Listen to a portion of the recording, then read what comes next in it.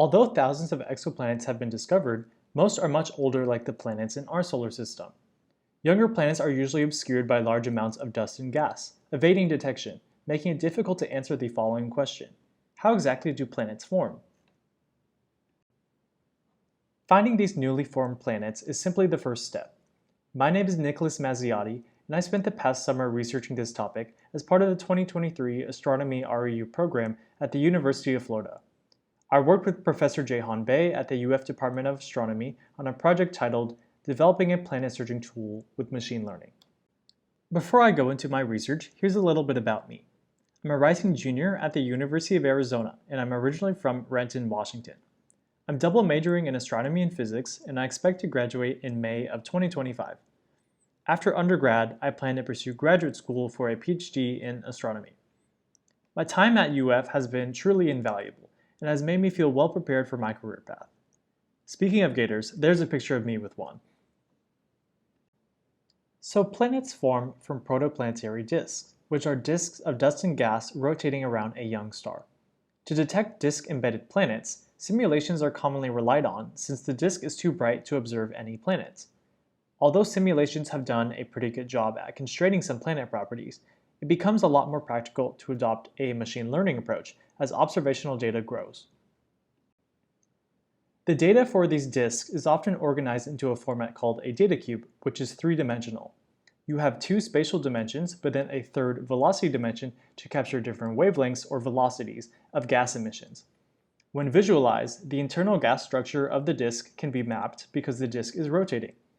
It's analogous to how a CT scan of the brain captures different axial images. However, data cubes are both complicated and computationally expensive to work with, so they need to be reduced into a more efficient format, preferably something two-dimensional. One of those two-dimensional formats is the channel map, which is simply a slice of the data cube along the velocity axis.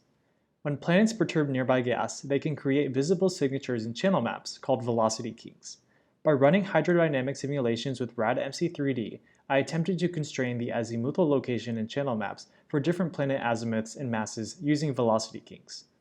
I found that although velocity kinks were detected, they're often not localized enough to say where the planet is, which isn't ideal for our machine learning model. The other two-dimensional diagnostic I looked at were moment maps using the Python package DiskMiner. Moment maps integrate the gas emissions from the disk over all velocity channels, which collapses the velocity dimension in the data cube. The moment maps I examined focus on the line width, centroid velocity, and peak intensity of the emission profiles. These images here highlight differences between a planet versus no planet scenario for each moment map, and ideally the location of the planet will exhibit the highest residuals. As of now, line width moment maps seem to be the leading diagnostic for our machine learning model for this reason.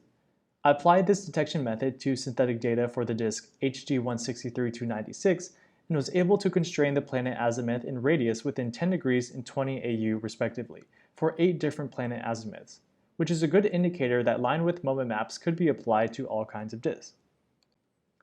Future work will explore this aspect as well as the potential to constrain planet mass with this diagnostic.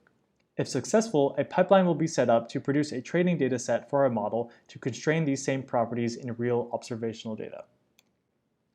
Before I finish, I'd like to give a big thanks to my advisor Jaehan Bae, the National Science Foundation, and everyone else on this list. Thank you for a great summer at UF.